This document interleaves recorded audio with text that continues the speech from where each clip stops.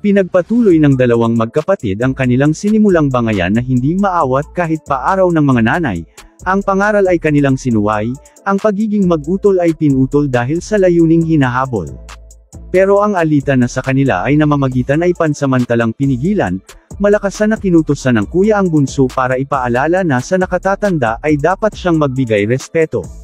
At ang payo sa kanya ni kuya ay kung gusto niyang makarating ng malayo ay kinakailangan niya ng disiplina at dapat pag-isahin ang kanyang isip at puso para makapagdesisyon ng wasto.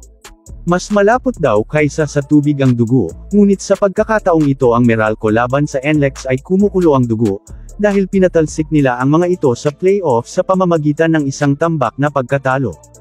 Pero bilang tanda ng pagmamahal, ang lahat ng nangyari si kuya ay handa yun kalimutan, at sasagutin nila ang gastusin papunta sa sikat na bakasyunan upang simulan ang pagpapalakas para matalo si Dico.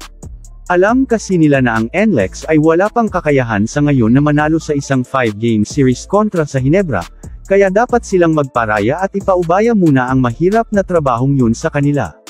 Dahil hindi masyadong epektibo ang performance ni Berto ay sinubukan nilang maghanap ng ibang mapupuntahan upang siya ay matulungan, nagresulta naman yun sa pag-score ng double digits ng 3 pang player.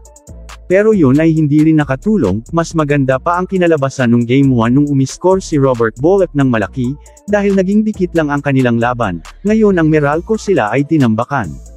3 puntos lang naman ang abante ng Meralco sa simula ng ikatlong yugto, sila ay nakalamang pa ng hanggang 13 pero ang Warriors ay naibaba din yun sa 6 pagkatapos ng period.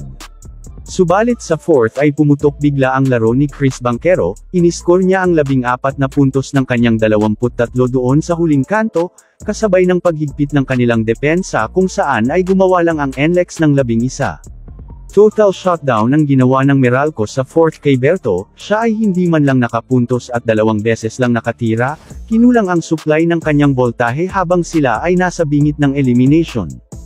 At kahit na gumamit pa sila ng generator ay hindi pa rin yun sapat dahil mauubos at mauubos pa rin ang krudo nun samantalang ang kanilang kalaban ay walang hangganan ang pagdaloy ng kuryente.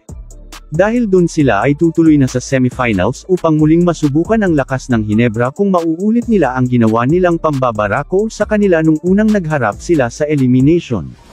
Mas maganda naman ang 3-point shooting at bench scoring ng Road Warriors, yun nga lang ang kanilang depensa ay mahina para pigilan ang biglang pagragasa ng Bolt sa huling 12 minuto.